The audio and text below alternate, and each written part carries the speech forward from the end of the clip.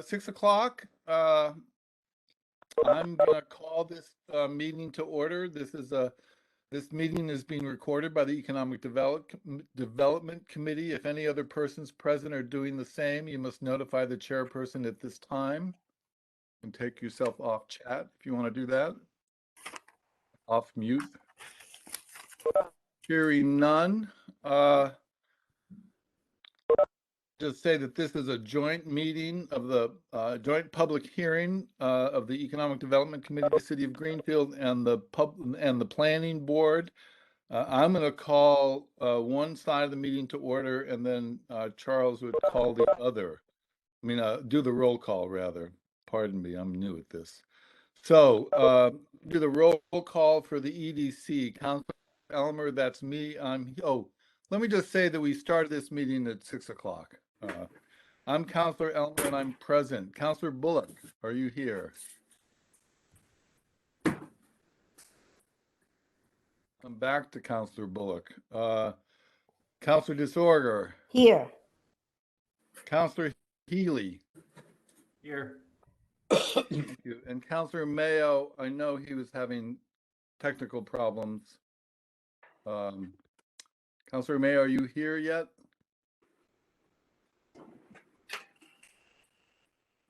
When you arrive, let me know, because I think we need you for a quorum. Is the mayor here by any chance? Mary Byrne? No, the mayor of Greenfield. I don't see her. She can fill in sometimes to fill a quorum. Councilor Elmer, if I may? Yes. Yes. 3, 1, 2. We have 3, which is fine. We have 3, so we have a quorum. Okay. Chuck, you want to take your side? Sure. Charles Roberts from the Greenfield Planning Board. I'm going to open the Planning Board side of this meeting.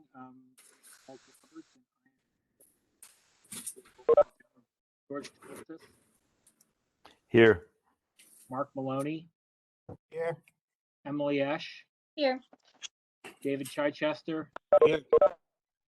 Amy McMahon, alternate. Okay, we have the 5 of us here. Okay. What's next?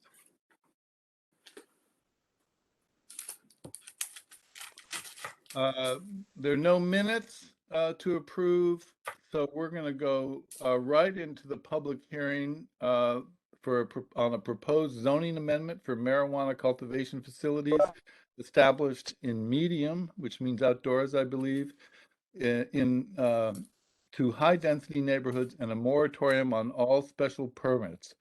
There's a motion that was submitted, proposed zoning amendment for marijuana cultivation facilities established in medium to high-density neighborhoods and moratorium on all special permits.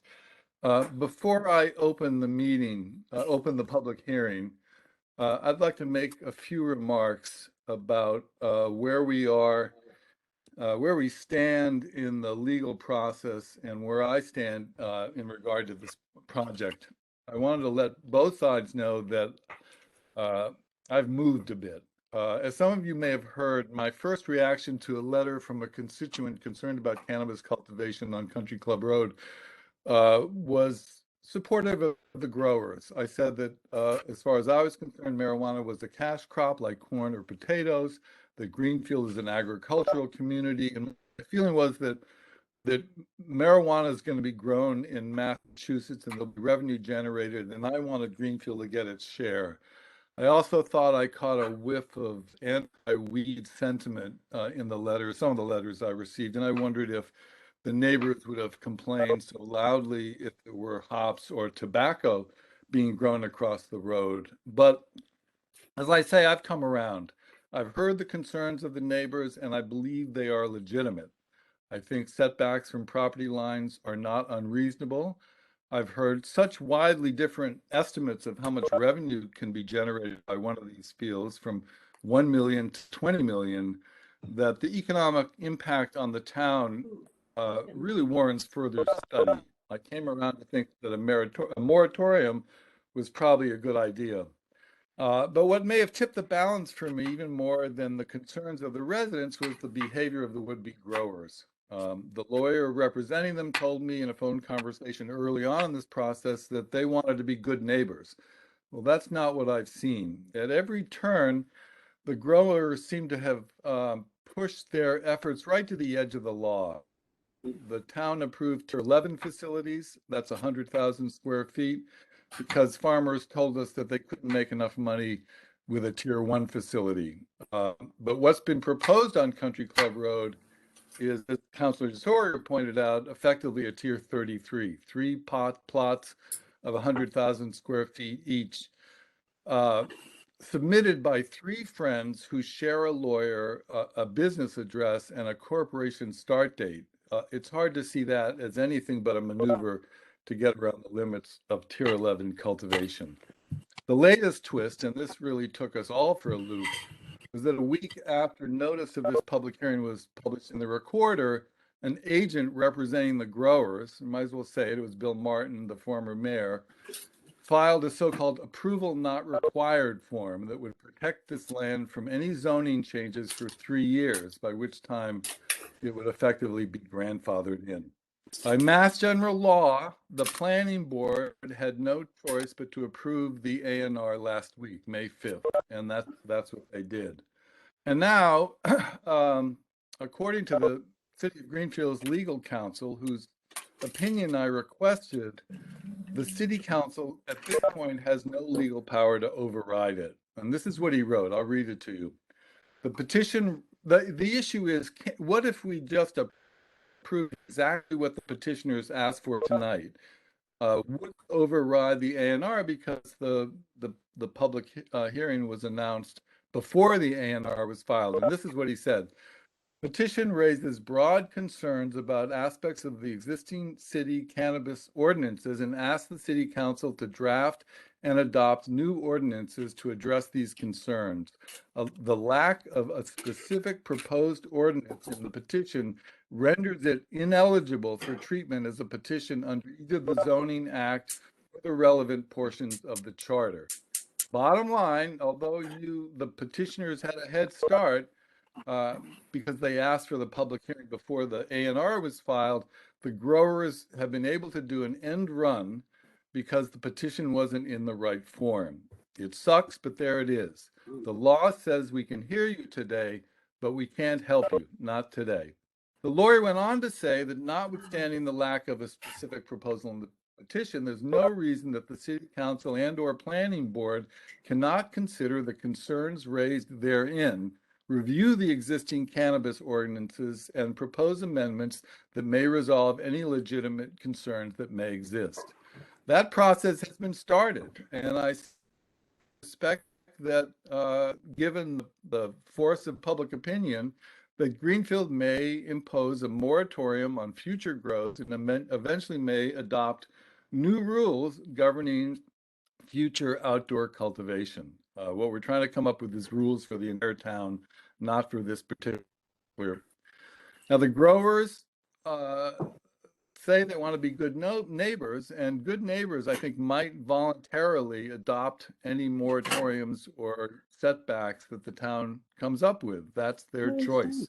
At this point, that would be voluntary. But I have to warn the growers that if they don't honor the will of the council, if they go plow right ahead on these 3 Tier 11 fields, they will have made enemies of Greenfield residents who are as angry as I've ever seen in this town and seem determined to do everything in their power to stop the project from going forward. Their next opportunity will be on at the Zoning Board of Appeals. The date for that meeting hasn't been set. That's what I wanted to get off my chest. Charles, did you have anything you wanted to add before we get started?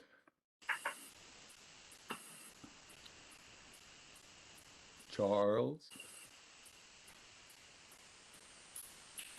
He seems to be muted. Well, let's just get right into the public hearing. Ginny, you want to tell me who's first? Please, I just wanted to make 2 comments.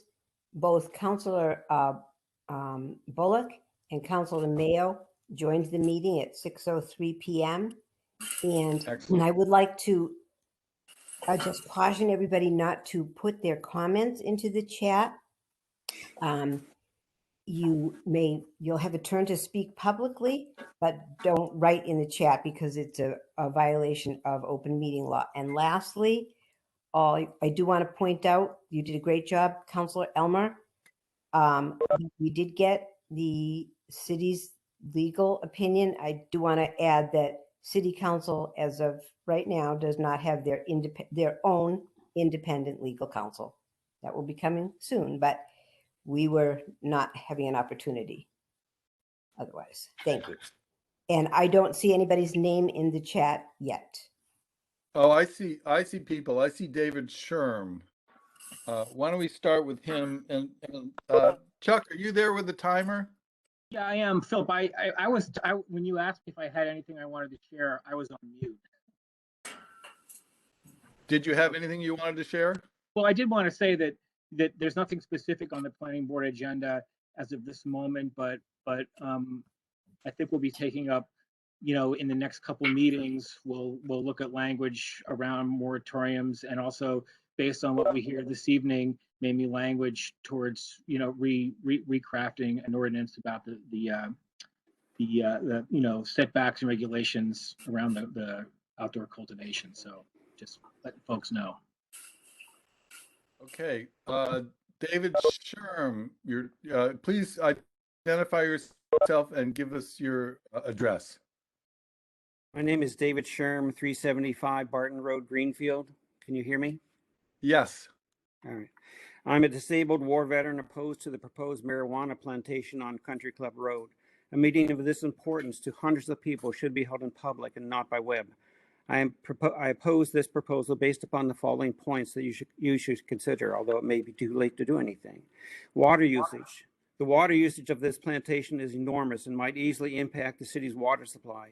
Each plant of the 9,000 proposed plants requires 6 gallons of water per day over the 150-day growth season. That equals 54,000 gallons per day. That's over 8 million gallons per season and will require 3 to 5% or more of the city's average daily water supply. With climate change uncertainties, this project will create a permanent danger to our water supply. There have been 5 droughts of varying severity since 2015, including one of extreme severity. Irrigating from the adjacent creek is not an option due to environmental concerns such as aquatic life threats, which the state is yet to study. At the least, this proposal should require a state environmental impact statement on feasibility. 2, air quality. The odors associated with the cultivation and processing of marijuana create an unlivable quality of life and affect the peaceful enjoyment of their homes for residents of the adjacent properties. The odor is described as a combination of skunk and sulfur. This odor travels distances of 1,500 feet or 5 football fields. This will affect most of the 125 homes between the railroad underpass and Barton Road. It's also inconceivable that, depending on wind patterns, it could reach areas of the country club. I've lived through a war where odors are one of the lingering memories that I would not wish the permanent impact of noxious odors on anyone. 3, the right to peaceful enjoyment of property and home values. There is an average 10% decline of home values associated with marijuana cultivation near housing where there are few or no homes directly adjacent to grow fields. The proposed fields directly adjacent to housing will severely impact their value. In addition, this current proposal would in effect erect a prison-like encampment complete with very large metal processing buildings and grow installations surrounded by cyclone fences topped with concertina wire, bright night lighting, alarm sirens, and armed guard. Imagine that next to your home. One has to question whether the proponents of this proposal would advocate locating the site in an area where the affected houses were McMansions. This board has to make a judgment as to whether or not to devalue the well-kept, modest homes and exploit those residents to benefit a few people to reap profit at the expense of these homeowners. This is not only a land use issue, it is an economic class issue the board needs to consider. You have a few more seconds. I think this is a travesty. Whoever let this go on before the people had a chance to speak on this should resign, be fired, or be voted out of office. Thank you, David. Can I just say before we move to the next speaker, if what you wanted to say has been said before, Try not to say it again. We've got a lot covered tonight. We don't have to hear the same thing over and over again. Thank you, David, for starting us off. Now I have Paul, Kim, and Holly Bobino would all like to speak. I think they're going to have to choose. Which of you wants to speak? We all have very different Point of order. points of view that we'd like I'm to sorry. share. Let me just stop for a second. Yes, Councilor Disorder, point of order. Point of order. I don't wish to overcall you in any way, but I do think that it is my understanding, and I'll defer to the group, that every individual would have their 3 minutes to speak. Okay. That is to the best of my knowledge. Sorry to overcall. I think that sounds fair. That sounds fair. Who wants to go first? My name is Paul Babineau. I'll go first. Okay. So my name is Paul Babineau. I live on Country Club Road. As part of drawing up this petition, my family and I took a look at the zoning bylaws that other local communities have in place. One commonality we saw was that most of them had very specific setback restrictions in their bylaws for not only schools, but also for residential properties and homes. We found out that Pittsfield, for instance, started with a 300-foot setback for any outdoor marijuana grows from any residential property, but then later increased that setback to 500 feet. Turns out that still wasn't enough, and they further amended the bylaws to completely ban outdoor marijuana cultivation in residential areas of the city.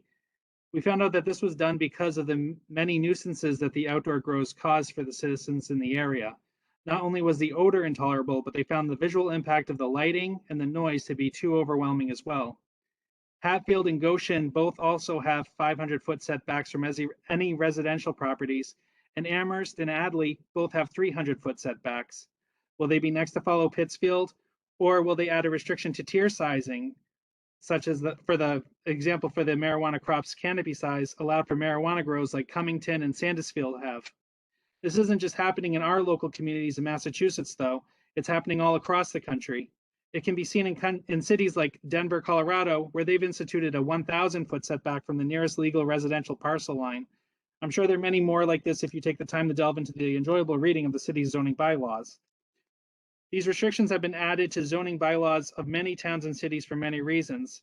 I think it's only right that you decide to protect Greenfield citizens and our neighbors here in Greenfield by taking the time needed to do proper research and put safety nets in place for all of us. Please move forward with the petition. Thank you for your time and consideration. Thank you, Paul. Kim or Holly, who wants to go next?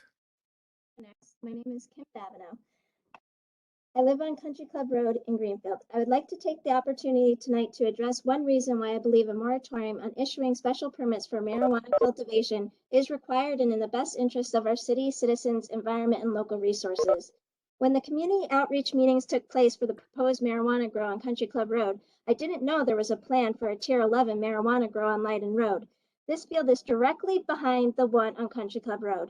It was only after these meetings that I started the many hours of research on this subject.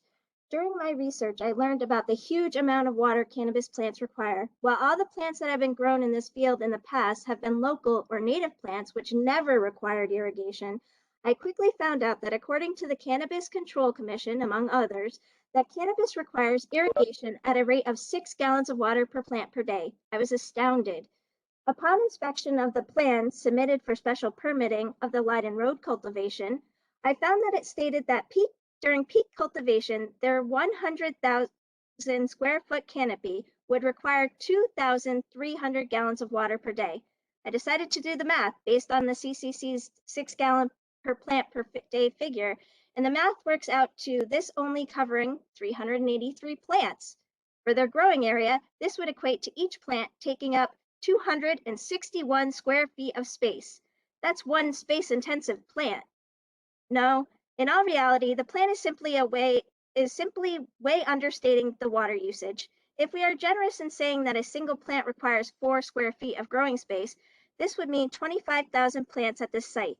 If each consumed the 6 gallons per day, this puts their water usage at more like 150,000 gallons per day. Quite a different figure from what was stated in the plan. How is this overlooked? What's wrong? This is exactly why we need to take a moratorium. We need to be sure we're completely understanding the true usage of vital resources, not only the resources used by a single farm, but the cumulative use. For instance, these two farms will draw water off of the same aquifer. If we consider the total area of the two grows, this is 400,000 square feet, using a range of a plant every 2 to 4 square feet, the math works out to between 600,000 to over 1 million gallons of water per day. What will this do to our aquifer? We need to find out, and we need to put controls in place to measure usage at the Leiden Road farm. This aquifer is a precious resource that keeps our brooks and streams flowing and our vernal pools pooling. Our wetlands are 30 vital seconds. and play important roles to our local biomes and wildlife. Did you know there's a rare wildlife habitat in the area of McCard Brook and Millbrook? McCard Brook runs between the two farms. I found this while looking at Mass GIS maps. It was presented in the Massachusetts Natural Heritage Atlas and is based on occurrences of rare wetland wildlife observed within the last 25 years. These issues need to be looked into, and they take time. Thank you for your time tonight. Thank you, Kim. Holly, you're up. State your Hello, name my and name- address, please. My name is Holly Babineau. I live on Country Club Road. I have a civics class at the end of the day. We learn about how government works, what happened to make this country, and how we are able to keep everything as fair as possible. The subject we are learning about right now is Massachusetts. My teacher wanted us to pick a problem in Greenfield to do more research about, and by anonymous vote, we picked underage substance abuse. We all talked about how it's gotten worse and worse. Most of my class was concerned, saying that these cultivation facilities will make things even worse. We are giving people the ability to get more and more of these drugs. And even though we only legalized it to adults, children are getting these and getting addicted to them. Our school always tells us not to do drugs, and now we're putting in a big marijuana facility right in the middle of a neighborhood where so many families live. My family always taught me to talk about my concerns I have at dinner. The only subject that has been brought up multiple times lately was this huge marijuana facility getting put right in my front yard. The yard that I play in, the yard that I swim in, and the yard that overlooks a field that I have seen almost every day of my life. Please consider our proposal for zoning protections that were removed from our previous bylaws in 2021 and replaced by the current ones that allow these huge grows in our neighborhoods without consideration for any of our families and neighbors.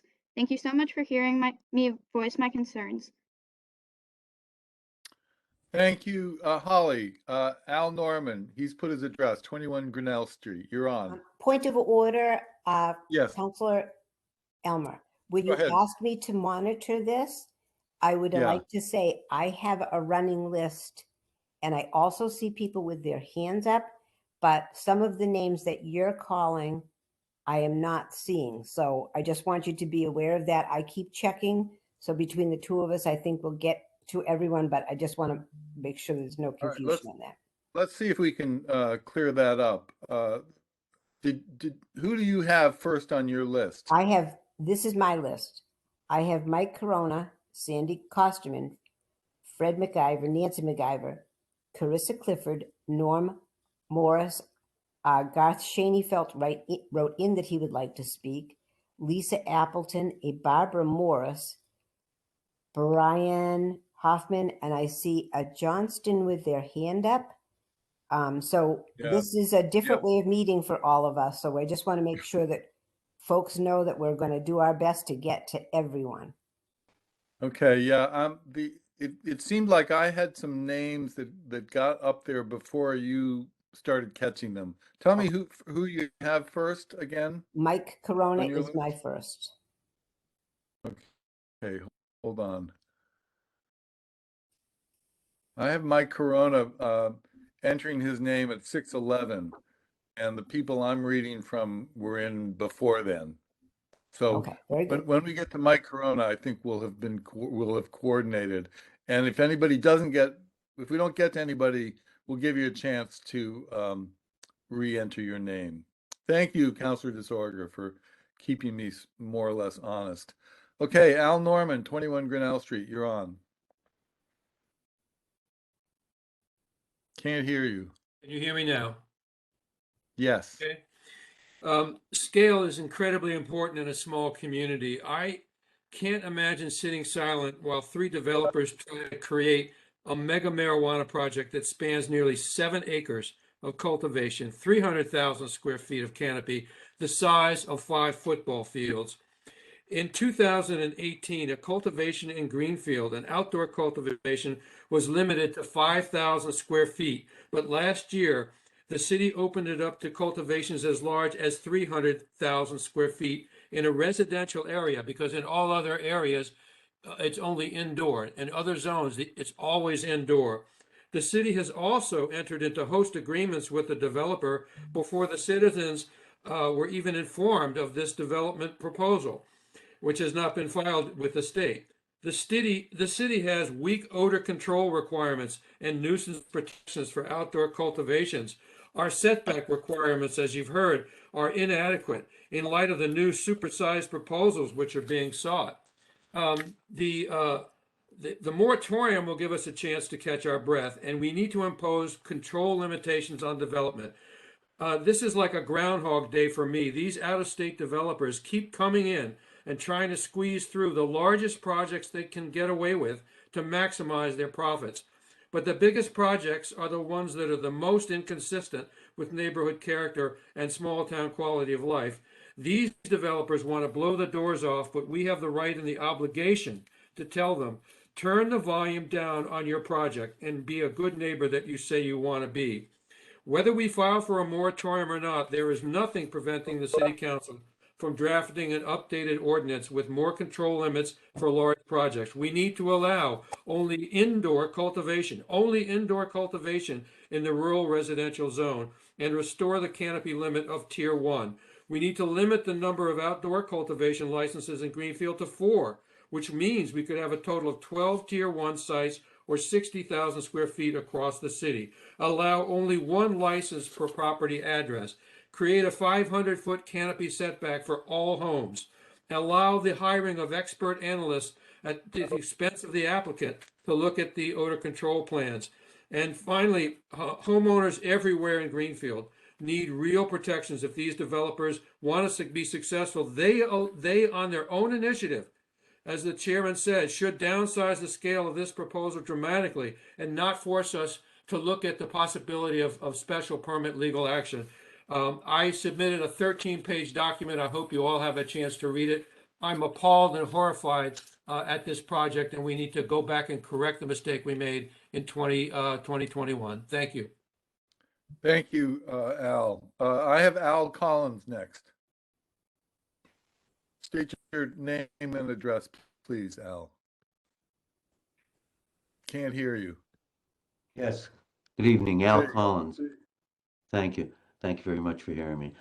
My name is Al Collins, and I live at 527 Country Club Road, directly across from the proposed 300,000 square foot grow of marijuana.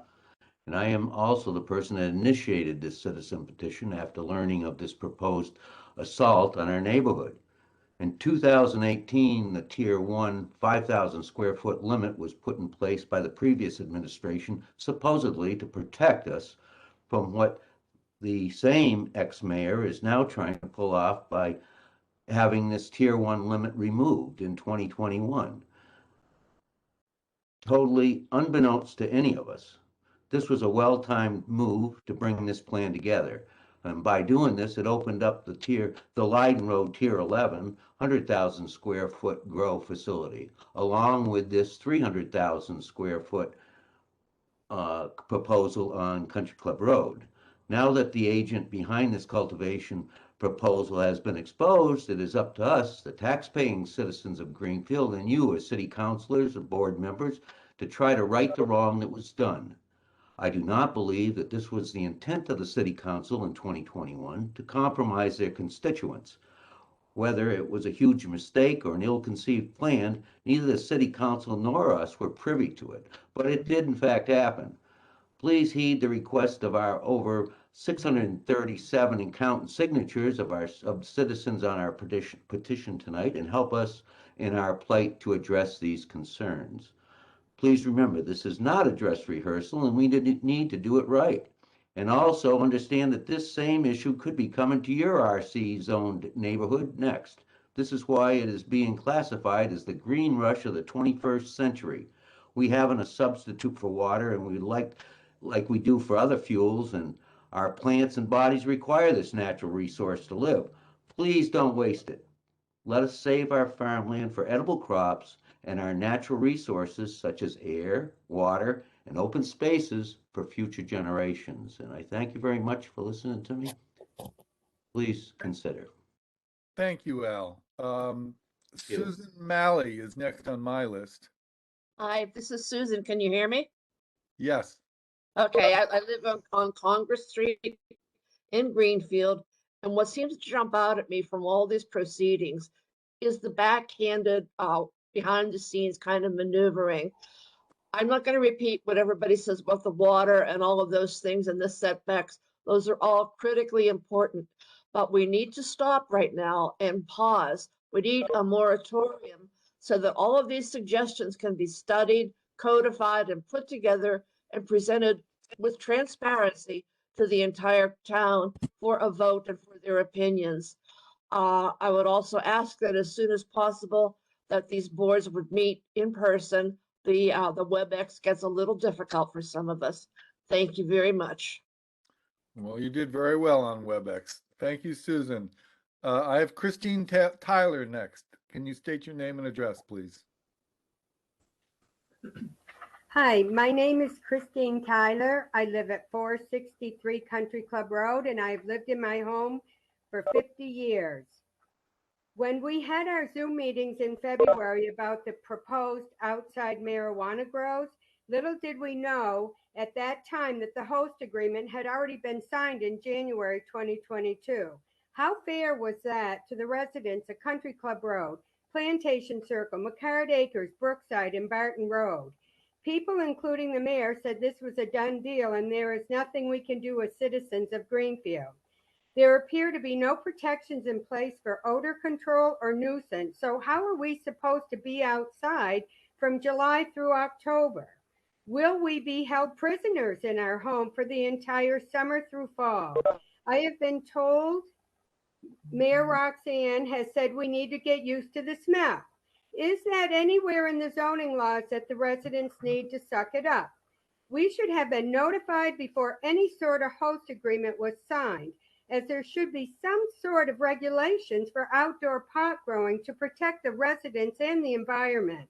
To put the largest outside grow in Mass in Greenfield, Mass in a high residential area is disturbing. We need a moratorium to give us a chance to address these issues for large outdoor cultivations, as we have been told there are more coming to Greenfield. Do we want to be known as Skunkville, as that is a term that is already being used? One more question. Do you as members of the council want this in your neighborhood? We certainly know it's not going in the mayor's. I do not blame the town council, as I do not feel this was their intent, but this is the time when this needs to be addressed. Please address all our concerns before you allow this outdoor pot grow to happen. And I would like to say one other thing. I have been approached by people from other towns that go to the country club, who eat at Terrazzo, who bike or walk on our road. And if those pot fields go in, they will not come to this part of town, nor will they come to Greenfield. They are all disgusted. So, and one more thing. Let's remember my favorite neighbors, Officers Clarence and Donut.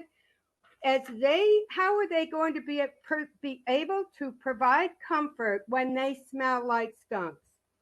Thank you so much for all that you do. I would never want your job. Thank you, Nancy. Appreciate that. Michelle Delicio, name and address, please. Nice and loud. I'm sure they could all Oh, hear you. yeah. Yeah, right. Oh. Michelle, are you there? Michelle Delicio. Right here. Sit over Okay. there. She's You're on. coming. Okay. All right. We We won't had to start the change timer. seats. Hi, my name is Michelle Delicio. I live in Garfield Street in Greenfield, and I'm reading something that Sarah Hannon, who lives at 481 Country Club Road, wrote. I'm Okay. reading this for her because in this note, she says why she can't be here tonight. She said, our property is across the street from the proposed cultivation site, a stone's throw, 30 feet away, if that. My husband and I purchased this house, our first, 10 years ago. The appeal for this area of Greenfield was having only one direct neighbor and the great view across the street. The now proposed largest marijuana cultivation site on the East Coast. 10 years ago, we were told that this is a working farm and could never be built on. We are raising our two sons, 12 and 6-year-olds, here. They are enrolled in Greenfield schools and are active in Greenfield activities. The reason we are not here tonight is because they are both playing baseball for the Greenfield Minor League. One of my children has environmental allergies that require daily medication throughout the year. The environmental conditions of this farm coming in will potentially pose a threat to the health of my children, as well as the children in the neighborhood living within close proximity. Drive down Country Club Road at any given point during the day, and you will see folks of all kinds walking, running, and biking, enjoying the fresh air. All our children love to play outside, ride their bikes, swim in our pools. Unfortunately, they won't be able to do this outside from June through September during the peak growing harvesting months. Chemicals and pesticides, mold, and compromised air quality are all factors that contribute to our concerns. I ask that the City of Greenfield and its councilors pause and push for a complete review of the environmental consequences if this goes forward. And please think of your citizens, especially our children. Thank you. Thank you, Michelle. Councilor Storer, I think Yes, we now have caught up to your list. oh, very good. I just want to comment. I see a couple of people have written in the chat. I'm seeing their names and writing them down in order of time. So next up, we're going to have Mike Corona, followed by Sandy Kosterman and Fred McIver. Mike Corona. I have Carissa Clifford in there, but let's go with your list Carissa, now. okay. Mike Corona. Okay, Mike Corona, you're up. State your name and address, please. Mike Corona, Mohawk Trail. Can you hear me fine? Yes. Yes. Thank you. I just want to thank everyone, the Economic Development Board holding this joint public hearing with the Planning Board and the city councilors and the mayor's interests on this very important issue affecting so many people living in this immediate area, and also affecting at least a square mile of people living in those areas as well, because as you know, smell does travel. I wish to support the statement made by Mr. Belcher time, which I think Councilor Elmer mentioned. The way I read it is that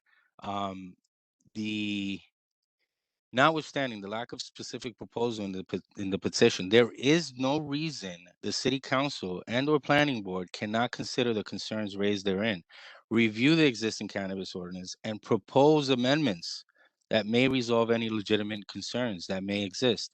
In my experience, this kind of review is often best begun by referral to the planning board for the initial consideration and drafting. But the city council has authority to start the process on its own as well. So I just wanted to highlight that. And I also wanted to state that, I stopped counting after 550 signatures on these petitions. And I believe Al Collins mentioned there's 630 currently. So that's a lot of people interested in this issue. And I know that there's only 135 homes specifically in this area. So, multiple times more than where people live there. But I also want to highlight Al Norman submitted a very important, informative piece of writing called Marijuana Moratorium and Margins of Protection Testimony, as well as I want to support Al Collins, who has worked tirelessly, bringing awareness to this issue. And please reach out to them to learn more and how you can help on this issue if you're listening. I also I remember when these talks started happening about marijuana grows in Massachusetts. And they were clear that if allowed, no big business would come in and dirty the waters the way California and Colorado experienced in their early years. But how do we go from a tier 1 of 5,000 square feet to a tier 11 to 100,000 square feet? And multiply that by 3, and there you go. You have what they're proposing in that area. Then from staying away from residential to right in the middle of a residential community, at least 135 homes, not to mention the hundreds that will be affected in the nearby area. We, the people, wish the city council and these boards to consider our grievance on this issue and remedy it to what the people wish. Everyone always says, well, why didn't you get involved? Hey, this is what getting involved looks like. How do you feel if it was across your street from one day to the next? So I'm really just pleading with everyone here to bring common sense, rational, logical, and practical thinking to the situation. I'm not against growing and business and development, but we need to be more realistic on this approach of, you know, outdoor grow. You know, not indoor grow, but outdoor grow of 100,000 square feet times 3. I mean, literally making it a tier 33, which doesn't even exist. So That's your 3 minutes. I'm at my 3. Well, I just want Thank to you, thank Mike. it. I We're just gonna, want to I'm gonna thank cut you everybody off and here. please Thank you. consider. Thank you very much. Okay. Sandy Sandy, Coster is next on my list. Are we on sync? Sandy Council Coffman, disorder? yes? Okay, state your name and address, please. Sandy Kosterman, Barton Road. Can you hear me? Yes, thank you. Okay, thank you for having this meeting tonight and allowing us to speak. The 3 proposed Tier 11 cannabis outdoor growing facilities on Country Club Road in a residential neighborhood with over 135 homes and hundreds of residents are going to have a negative impact on residents' quality of life due to the smell and ugly fencing. The plants and fencing cannot be hidden by shrubs since the slope of the land drops down from the road and will be visible by people driving by in cars, trucks, and bikes. I understand that the CCC Cannabis Control Commission said that this is not supposed to be visible. It will be visible because even if they cover the fencing with tarps, this land slopes down from the road at such an angle where it's going to be visible. Resale value of the homes in the area will go down, and the small amount of 3% the town gains in local option sales tax is not going to compensate homeowners for lower resale values and any negative impacts on their quality of life when they can't be outside to enjoy their property and open their windows. Pittsfield, of course, outlawed for all future outdoor cannabis cultivation due to negative impacts on residents. There are rumors of other cannabis projects coming to Greenfield. There needs to be a moratorium on all cannabis cultivation proposals or plans in Greenfield, so this project and all projects which affect everyone in town can be studied and input given by residents. Also, there should be a public hearing before a host agreement is signed. Greenfield needs to increase the setback requirements to 500 feet for cannabis canopies from nearby homes. The city council needs to rewrite the zoning laws. Do you think that large-scale pot farms in Greenfield are going to attract the kind of good businesses that will be beneficial to Greenfield? Next question, will pot farms encourage families and those with children to move to Greenfield? Next question, are pot farms what you want Greenfield to be known for? I don't, and I know these residents in the area do not want that either. These projects are not going to lower our taxes in Greenfield. Also, these projects send the wrong message to our youth in Greenfield and any businesses to move here. There needs to be a moratorium on this and future projects until it can be fully studied. This outdoor grow does not make sense. Thank you. Thank you, Sandy. Okay, Council Disorder, let's Fred get our McGi- list together. Who do you Okay. have next? I'm going to go over the next 5 if I can. Fred McIver, Nancy McIver, Carissa Clifford, Norm Morris, and then Garth Schoenfeld. Okay, I have a few more after that, but your Yes, I list have- sounds good.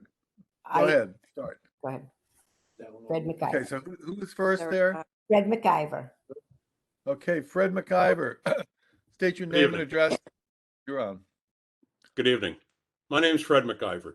I live at 20 Plantation Circle and have been there for 35 years. I'm here tonight to ask one simple question. Maybe not that simple, but the question is, why? Why are we doing this? There you go. Why? Let me finish. Why would the city of Greenfield go against its own zoning ordinance that calls for marijuana establishments to be located where they will be consistent with the neighborhood character? This is certainly not consistent to anything in our neighborhood. Why would the city go against the will of its residents and taxpayers to benefit a handful of people at the detriment of an entire neighborhood? The answer to why is as simple as the question itself. It's based on money. Greenfield needs money. Sound familiar? Greenfield needs money. Greenfield apparently needs money bad enough that we are willing to overlook the long-term effects of this, this type of enterprise for the short-term gain of money. Sad fact is that there is no magic money that can be had by the city of Greenfield. With a retail establishment, retail marijuana establishment, there is a financial gain for the city. The city receives both 10.75% marijuana excise tax and a 3% marijuana local tax. From every dollar of products sold in the stores like Patriot Care. Even sales tax, Massachusetts sales tax, is collected at the retailer for the Commonwealth. Cannabis cultivators are not retailers. However, they are considered wholesalers and therefore are not required to pay any of these taxes to the city of Greenfield. In the host agreements that the mayor has already signed, the city will receive only 3% of gross sales over $500,000 for the first year and over $250,000 the next 2 years per operation. This drops to 3%, from 3% to 2.5% when the city has 2 or more marijuana establishments in addition. The money is not considered revenue.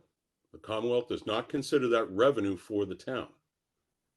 It is only to cover the costs that the city incurs that are directly related to the existence of the cannabis businesses, such as police, fire, and DPW services. So where is the money that's being talked about all over town, all this magical money that's coming to Greenfield? There is none. Let me repeat that. There is none. Property tax is paid by somebody, but that's it. Cultivators do That's not 3 minutes, Mr. bring, McIver. Sorry. cultivators do not bring the Fred. funds that I'm gonna people have to are cut you betting off, on. Fred. Only retail does. Sorry. Retail also Fred, brings many jobs compared to the 5 full-time positions that might come from a grow operation. Please consider the will of the residents and adhere to our own zoning ordinance language and its intent. Fred, sorry, I had to cut you off, Fred. Who's next, Councilor DeSorbo? Next is Nancy McIver, followed by Carissa Clifford, and then Norm Harris. Nancy McIver. State your name and address. You there, Nancy? You're muted, Nancy.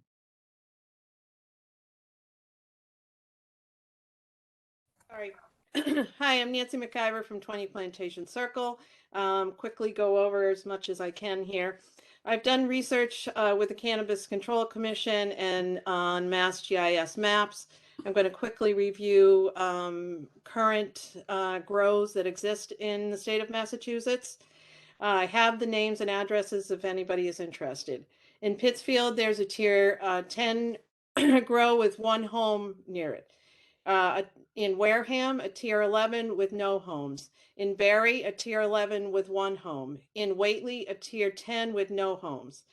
In Middleborough, a tier 6 with no homes. In Hatfield, a tier 11 with 5 homes.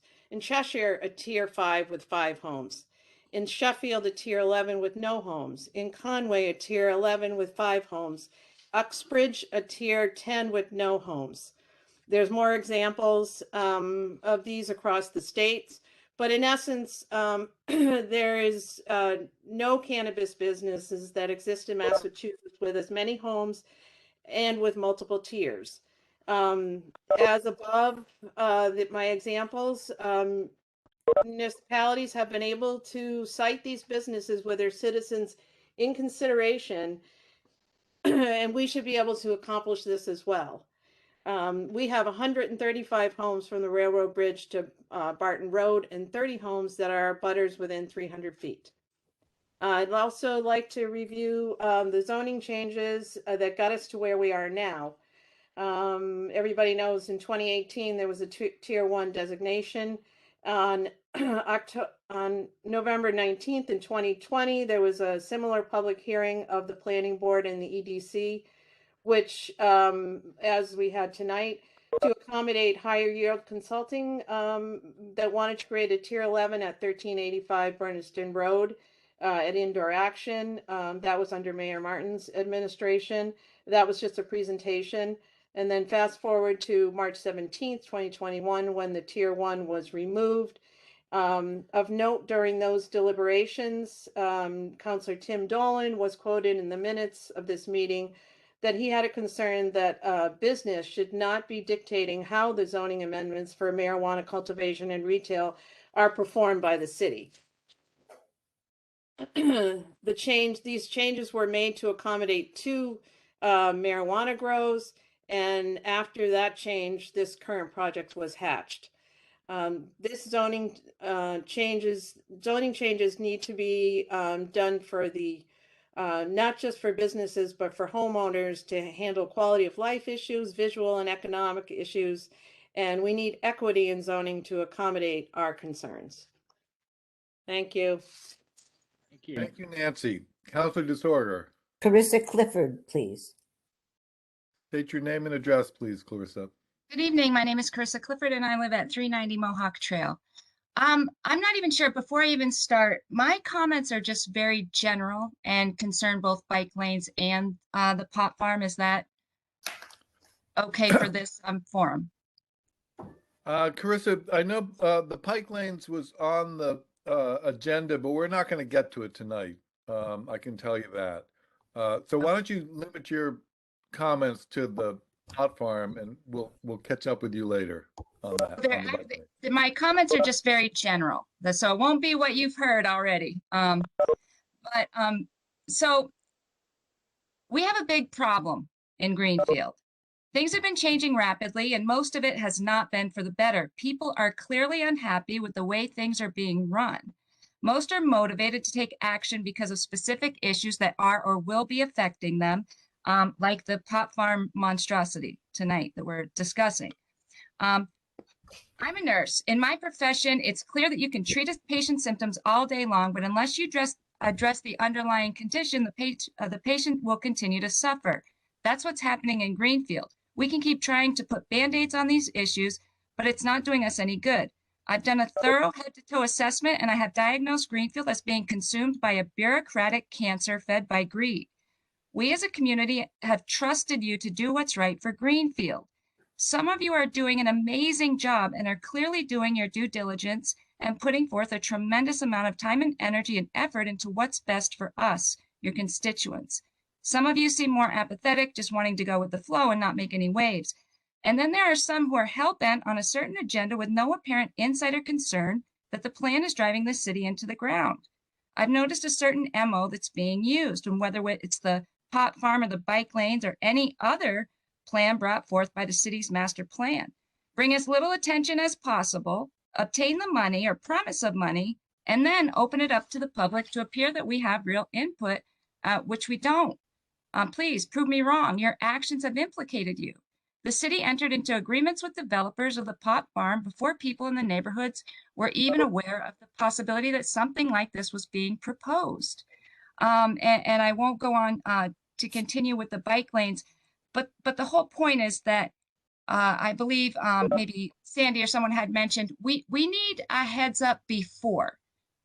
There's a certain point where the deal is already done, and we're sitting here making comments, please, please, please, and begging, and it's I'm really realizing that the public actually really has no power, and we're looking to you, please, to find a better way that our voices can be heard before the deal is already done. And that was my comment. Thank you so much. Thank you, Carissa. Councilor DeSorger. Norm Harris. Norm Morris? Norm Morris. Yeah. Am I heard now? Yep. Okay, I need my granddaughter to navigate me through this, but here it goes. Norman Morris, 741 Country Club Road. My belief is the intent of the community outreach requirements defined by the CCC was not met. First of all, these are 3 separate projects, so there should have been 3 separate meetings instead of cramming this into one evening. In fact, Attorney Mensing commented that maybe this should have been done on separate nights. He was correct. This would have given abutters time to digest and research information. Actually, many of the abutters thought it was a mistake that they had received 3 separate notifications. Secondly, 3 residential abutters did not receive a notification. I also question if the Country Club of Greenfield is not an abutter. Looking at the town map, they have land which abuts this property. I would think they would have interest in odor mitigation since they have outdoor seating at their restaurant. Finally, the presentations were flawed with lack of or misinformation. In the security part of the first meeting, cameras were discussed at length, and then the comment was made, of course, there will be a security fence. Obviously, abutters wanted information regarding the fence and visual impact in this area. Follow-up questions regarding how will it look and how far from the road were not answered. There were questions regarding property values.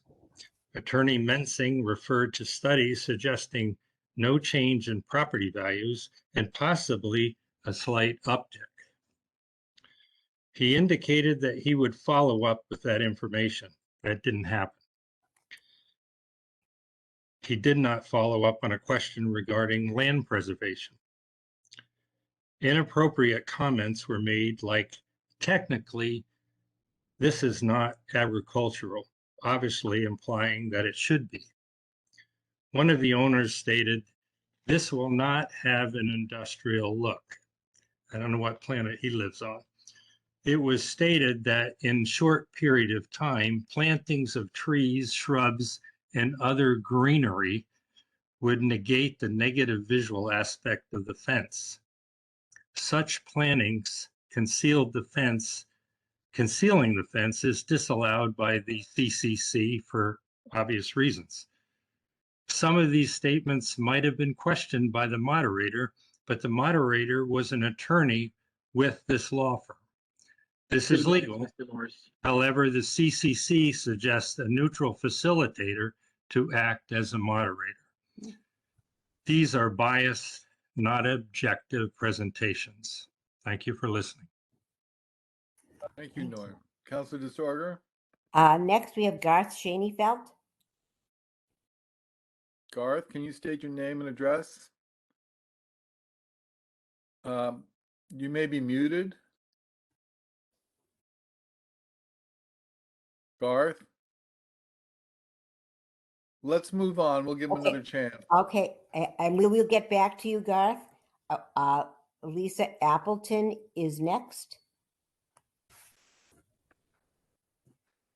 Hi, I'm Lisa Appleton at 365 Barton Road. Could you speak up a little bit or turn your volume up or get closer or something? Is this better? A little. And for how to do the volume, hang on.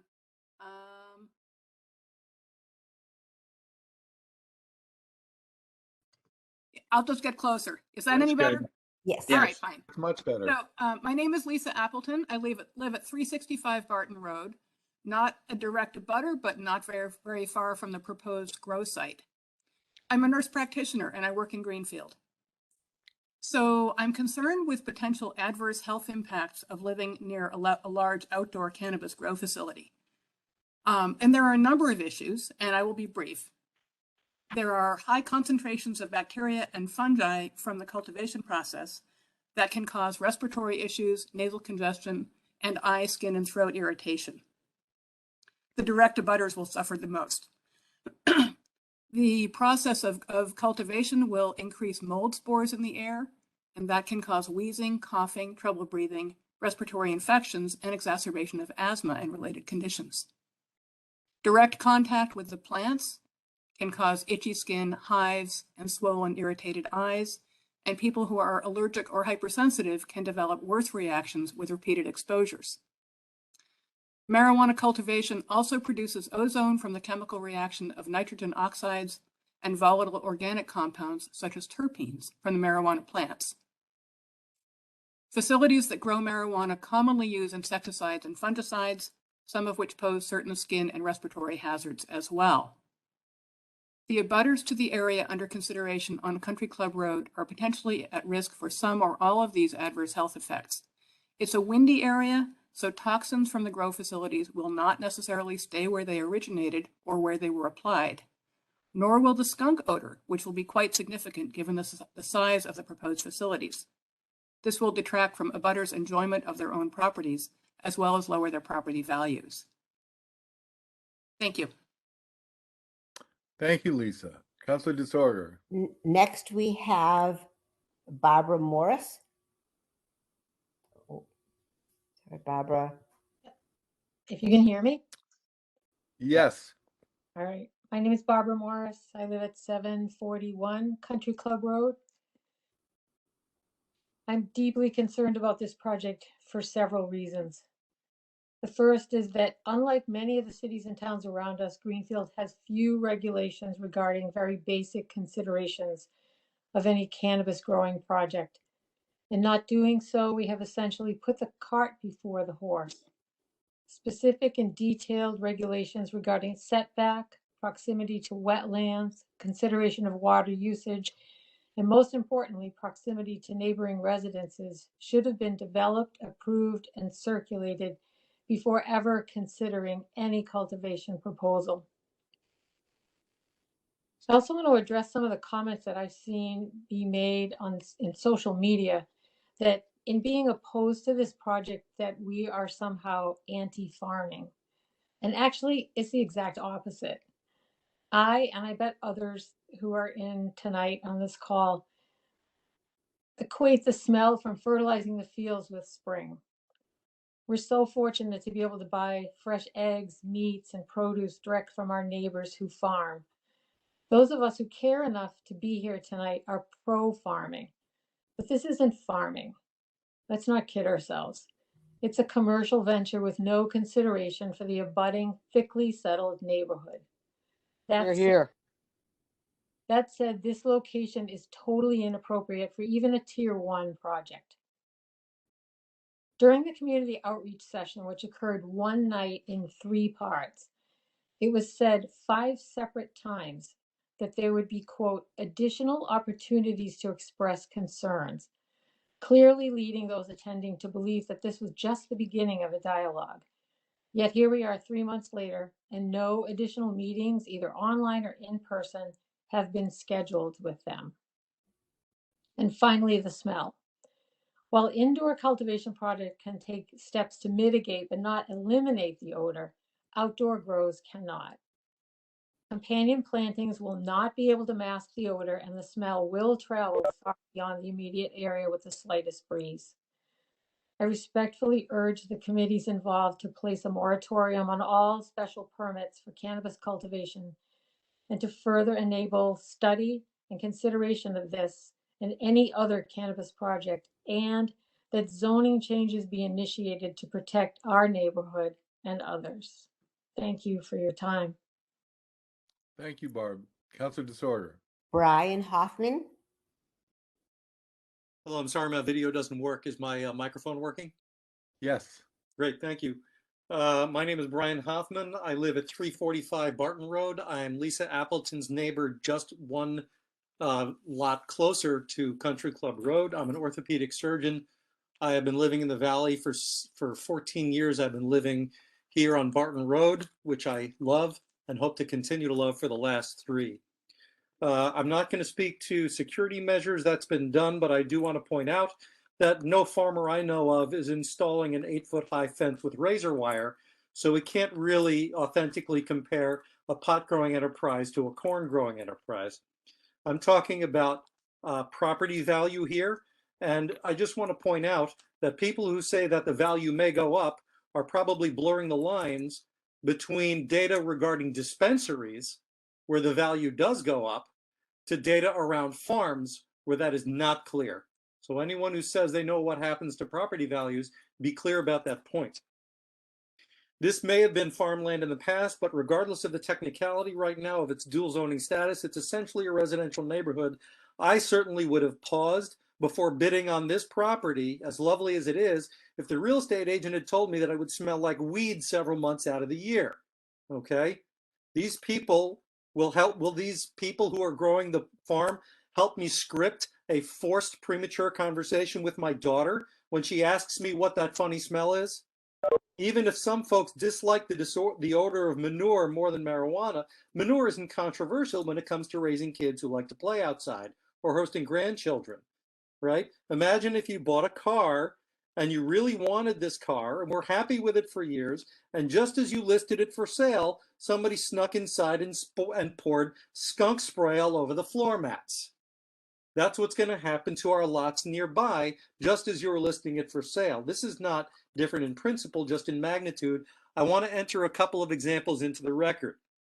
In the 2008 survey by the National Association of Realtors, it was found that 12 to 14% of realtors found a decrease in property values for properties proximate to a marijuana growing enterprise. In 2016, a resident adjacent to a Washington marijuana farm was unable to keep his windows open, and the Spokane, Washington County assessor reduced his property value by 10%. The county commission subsequently banned new outdoor farming by unanimous vote. In 2018, according to a New York Times article, residents in Sonoma County, north of San Francisco, sued to ban cannabis operations from their neighborhoods. In Mendocino County, just farther north, recently created zones banning cannabis cultivation were set in place. The sheriff's deputy there reports that the stench is the #1 complaint. Immediate neighbors wear respirators and can't tolerate being outside for more than 30 minutes. 3 In minutes. Korea, high school students have complained of headaches, and the high school has to warn visiting sports teams that they might encounter the smell of pot. Brian, yeah, your time's up. Thank you very much. There's a lot more, and I can submit references on request. Thank you. Councilor Disorder. William Johnston. Good You're evening, on, Bill. board. Thank you, guys. Hey, thanks for listening to me.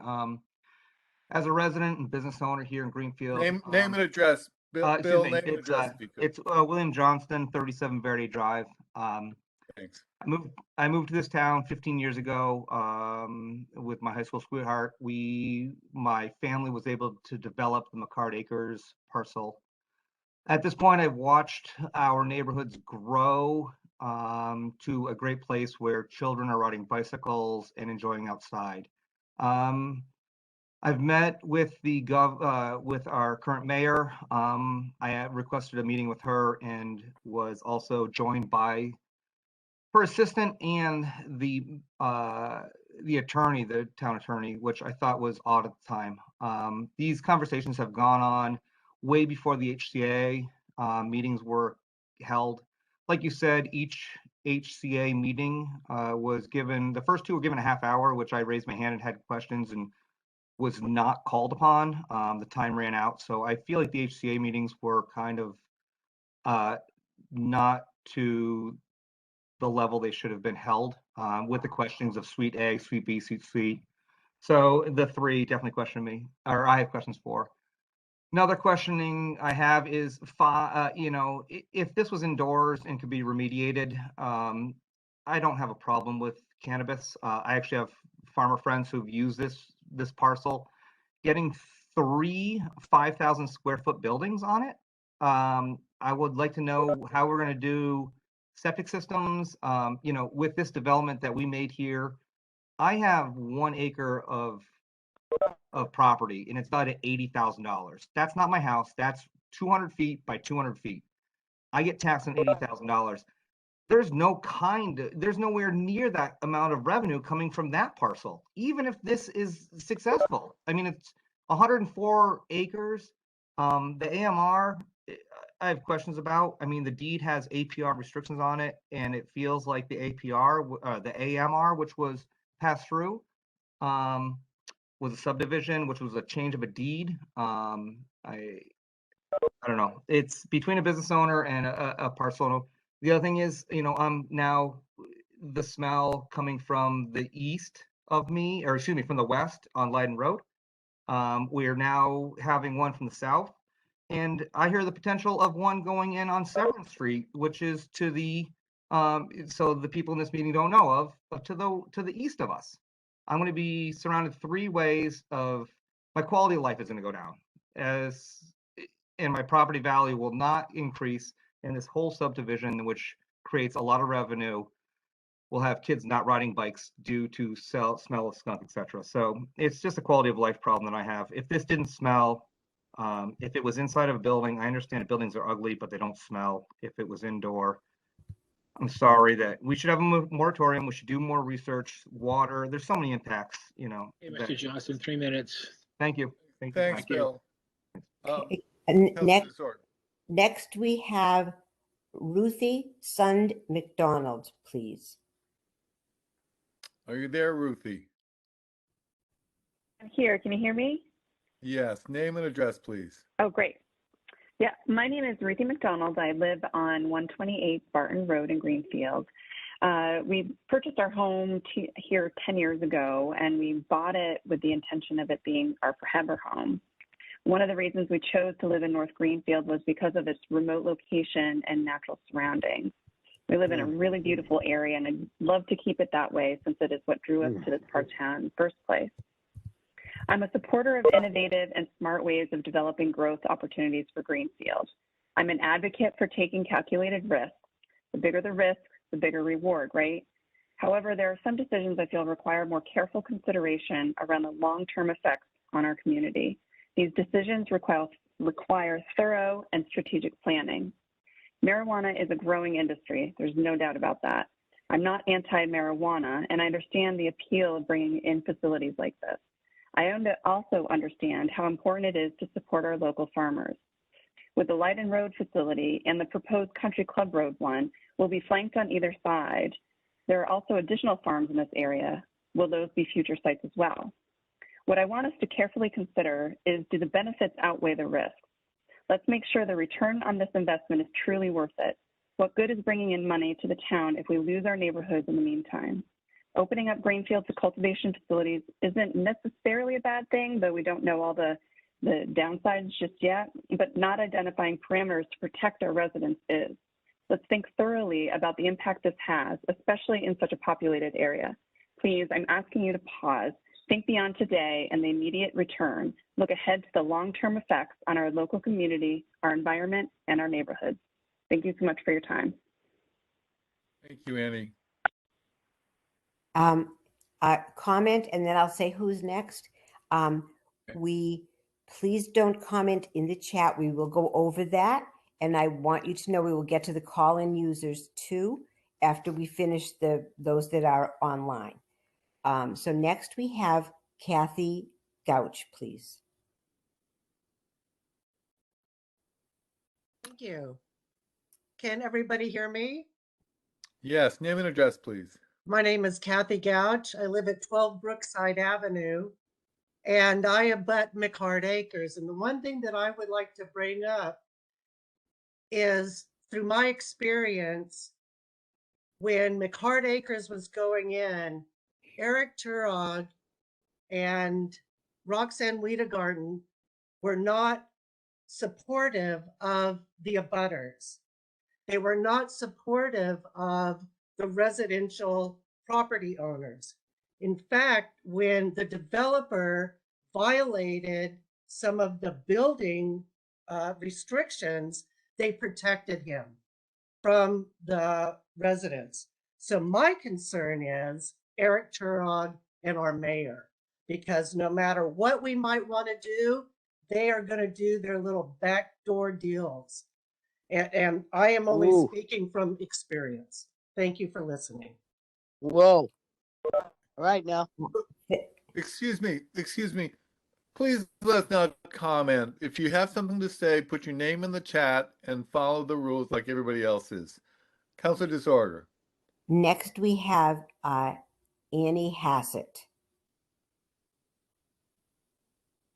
Hello, can you hear me? Yes. You can? Yes. So, Yes. Annie Hassett, 21 Leonard Street, Greenfield, Mass. All right? Go ahead, Annie. Okay, thank you so much. So, songs to aging children come, aging children, I am one. Joni Mitchell. I noticed most of the people speaking that I can see are all elders in our community. We're speaking to the issue not about cannabis. We're all speaking about pot. So I grew up as a hippie, a generation of Peter, Paul, and Mary, the Beatles. We all moved as a generation. We smoked. We kind of looked after each other. It wasn't a thing of profit at the time. Some were making profit, but it wasn't everybody. So that property, our city of dreams that we have, and that I've lived in here for 45 years. People from the outside look in and they say, hey, there's a place where we can use this for profit. It's profit over people. And with my understanding, somebody who's the owner of that property is getting $70,000 a year to have that stay as farmland. And to me, farmland is not potland. It's very close to that river. And I was talking to somebody that used to live here saying that the amount of chemicals that are used to grow pot are not regulated like farmland things are. They have a different kind of, forgive me if I don't know, ordinance. So I think about Hadley and growing tobacco and what's happened to the land there. And I grow at the Poor People's Farm in Leiden. I'm really worried about what's going to happen with the water right next to that sweet little river as those chemicals go in there. That road is a tiny little road, and I can't imagine the traffic. And who's making the money? Who is making the money over our community and our lives and our children? What are we saying to our youth and our community? That I grew up at a time, if you had a bud, a tiny little bud, or a little spliff that they called it. I've been sober 25 years, but they called it something like that. You were thrown in jail for that, and then a felon. And so now, all of a sudden, the rules have changed, and hey, let's make money. It's we got to really think of the community that we love and what's going to happen to that property. That's your 3 minutes, Ms. Hassett. Thank you. Okay. Hey, thank you very much for letting me speak. I love all you guys. Thanks. Thank you, Annie. Council disorder. So I'd just like to say, I may have made an error. There was two Ruthies. There was a Ruthie and a Ruth. It looks like Ruth is going to pass on speaking, and I'm sorry if I made an error there. But I'm going to circle back to Garth Schoenfeld. Is Garth available and have a open mic? Are you there, Garth? Okay. Is there anybody else on your list, Counselor Disorder? No, but we do have several call-in users, Counselor Elmer. So what we've done in the past was just tell any call-in user who wishes to speak to unmute themselves and give their name. Is that amenable to you? That sounds like a plan. Okay, so any call-in user who wishes to speak, just unmute yourself, state your name. We will get to everyone, we promise.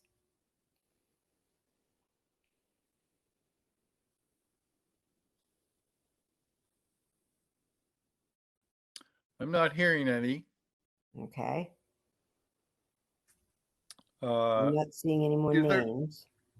Is there anybody who wanted to speak Oh, and hello. didn't get a chance? Here's a person. Here's an individual. Go ahead.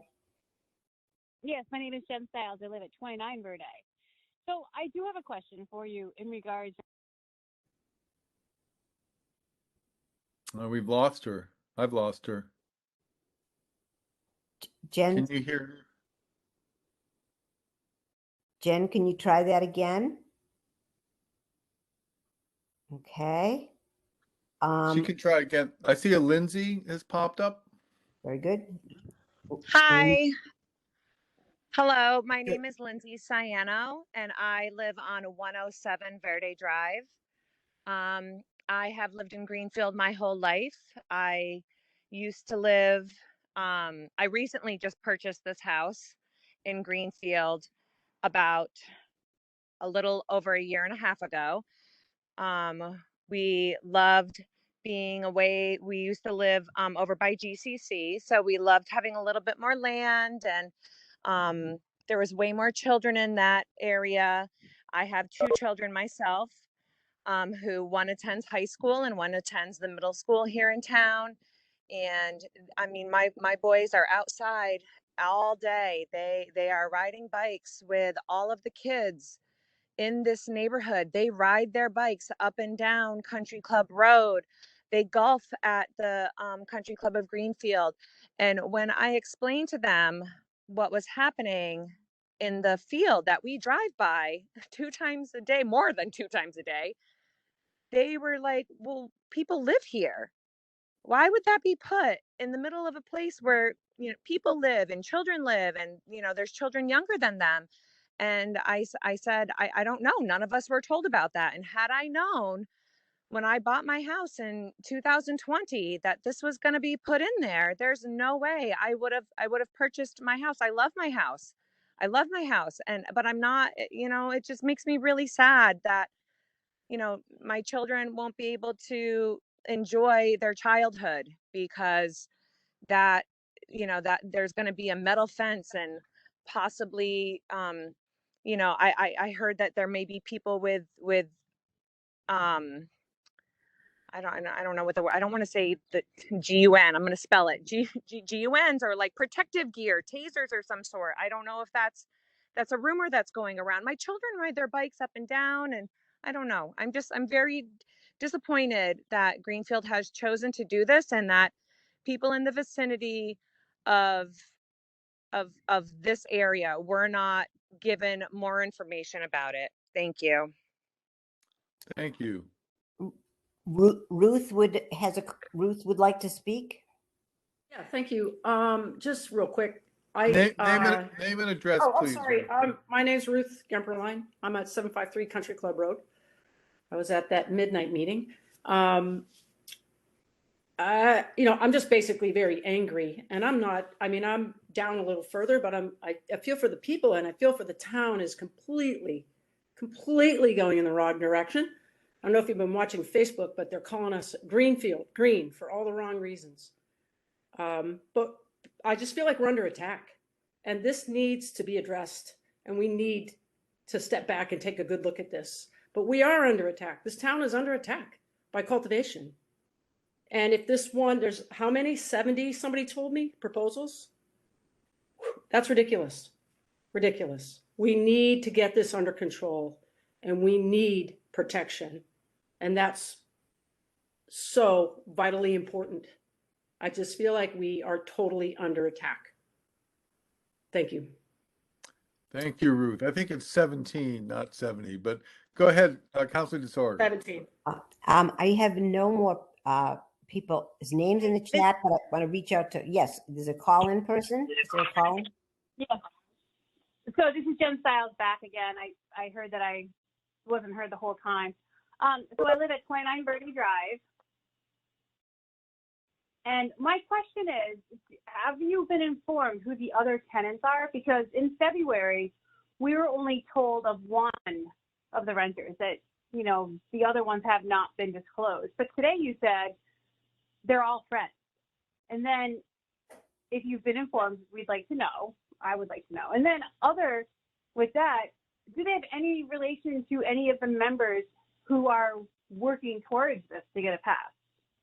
That's my next question. So.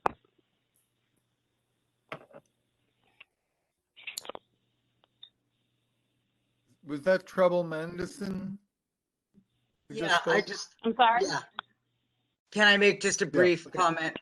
First of all, I've been a pot smoker for 50 years. So I want to say there are many of us who are totally in support of cannabis. It's legal. Yahoo, let's just get it passed federally. I live at, by the way, 12 Brookside. I do not want this operation. I do not believe that it should be in neighborhoods. I'm totally aghast. And as my wife commented earlier, we did have problems with the planning board who kept siding with the developer in spite of, you know, bad behavior. And this just smells of that same kind of plot. But, you know, nobody has spoken in support of cannabis. I'm fully in support of it, but I too feel it has to be done in a responsible way and doing it across the street. And I'm just on the other side of McCard Acres, so I would definitely feel the effects as well. And this has been done in such a poor way. So that's my comment. Thank you. Thank you, Trouble. Rick would like to speak. Yeah, quick comment. Rick Gamel, 637 Lyden Road. So I'm in the I'm just a sliver away from being in a butter on the west side, and I guess I'm on the south side of 50. So I got the opposite than Annie Hassett. But you know, I think we need your help. The bottom line, you know, I was undecided. I've been listening to my neighbors, you know, and I think we need your help. You guys all signed up to serve the town, and I wonder if this was your vision for when you signed up. Right? Is this what you're looking for? And I would just say this: there's a time and a place for everything.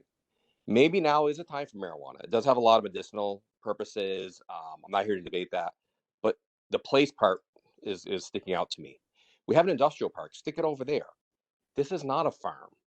You know, as you know, Dr. Hoffman stated, you know, farms don't have fences. They don't have razor fences. I have a farm. I have a small farm.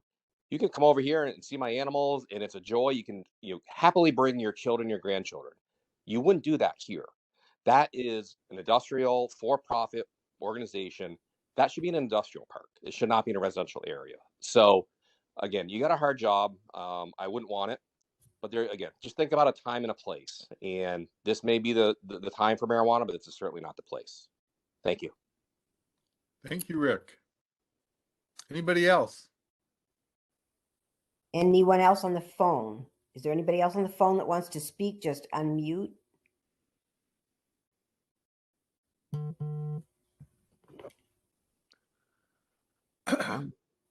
Councilor Elmer? Yes.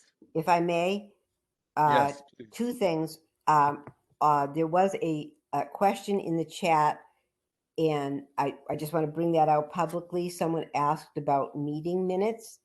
Meeting minutes, yes, will be available. What happens with meeting minutes is they have to be typed in, and then they are not actually passed until the next meeting, at which point they become public. So, and that's because the board has to agree that that was actually, we have to all vote to agree that that's what a true statement. So it would be a month before that would happen. And if anyone wants, may I just continue with one other thought? If anybody had anything that they wanted to write to City Council, they can certainly put it in writing. If you had anything else to say. Thank you, Councilor Disorder. If there are no more people who want to speak, I'm going to close this public hearing for the EDC 153. Charles, you want to do something similar for the planning board? Here, I'll close this planning board public hearing. My name's Rick Bell. Could I still make a comment? Yeah, we'll reopen it. We'll close it after you're done. Go ahead, Rick. I Name and live address, at 701 Country Road, and I'm not going to repeat anything else that anybody else has said. About a year and a half ago, I retired, and a term of employment was I was subjected to random drug tests, and I would be dismissed for a positive result. I find it very ironic, the irony of being able to walk down the road I live on with a facility that produces something that would cost me my employment. And I just thought I would make that comment. Thank you. Thank you, Rick. I will now close the public hearing officially at 1:55. Charles? Sorry, what did I say? It's been an hour and 55 minutes. The time is 7:31, and I'll close the hearing now. Sorry for the confusion. Charles? I'll close the planning board hearing at 7:31. I do want to note that Natty Hussey was here in attendance at our meeting. I missed him on the roll call, but he's been here all this time. I just want to take that for the record. Okay. I also have that marked down, Charles. Thanks, Emily. All right. Well, we've been given a lot to think about. And I know that we will be taking this up in the EDC, and I know the planning board is likely to too. I suspect there will be a moratorium and new regulations that will govern further grows in Greenfield. This proposal that triggered the moratorium next goes to the Zoning Board of Appeals. And there's another, as I say, the growers haven't been great neighbors, and they'll have another chance to hear from you. And the Zoning Board of Appeals may very well take some of your suggestions to heart. And I can't speak for them. I don't know what they'll do, but they would, they should hear from you too. It's been a long meeting. I'm not sure it makes sense for us to talk about this much now. As I say, we're not going to get to the parking on Main Street. So I'm inclined to hear if there's any new business anybody wants to bring forward. Any of the counselors. If there's a counselor who wants to speak, I don't want to shut you off. Go ahead, Councilor I have a DeSorger. comment while there are people still on the line. There was some, and I'm going to ask this, everybody's information was fabulous. There were two people that spoke about the minutes, the meeting that happened. And I'm actually going to put a shout out that I hope that they will put that in writing and send it to City Council. Is that Mr. Norm Morris and Mr. William Johnston? Everyone spoke fabulously, but that for me was new information about the actual meetings that happened. So that's just a request on my part. I'm not speaking for the group, that you might send that to City Council. There, I have seen there. If I could speak, there are videos of those three meetings that have been circulating. And I will say, for whoever asked about the minutes of this meeting has been recorded, and I believe it will end up on Greenfield GCTV. So if you liked it the first time, you'll like it even more the second. Any other counselors or planning board members who would like to speak? I think I saw a planning board member. Was there anybody from our board that wanted to share a comment or thought? No, I'll just say, for it's been really helpful hearing this public input. We've had lots of ideas brought forward, and I'm sure we'll be considering a lot of what we've heard this evening, and keep your eyes open for on the calendar for our agenda, and when items that we'll be discussing around these issues come up, feel free to join our meetings. I'm hoping we're going to be having in-person meetings in the next month or so. Okay, is there any new business? Is there any old business someone wants to bring up? I will say that the next meeting of the Economic Development Committee will be June 14th at 6 p.m. In the City Hall meeting room, I believe, on the second floor at 14 Court Square. They're set up for what's it called? I'm blanking now. Where you can participate hybrid from home meetings and be there. Yes, that. Chuck, you want to say about your next meeting? Well, our next meeting is Thursday next week. There's not a set agenda yet. I got to speak with Eric about what's going to be on the agenda, but I have a feeling that some of what we heard tonight is going to be talked about. So. Okay. For the record, I saw 95 people in the chat at one point, which is a personal record for me. I would entertain a motion for adjournment. So moved. To Sorger. Do I have a second? All in favor on the EDC? Aye. Aye. Aye. Okay. You want to, so we'll close the EDC meeting at 7:37.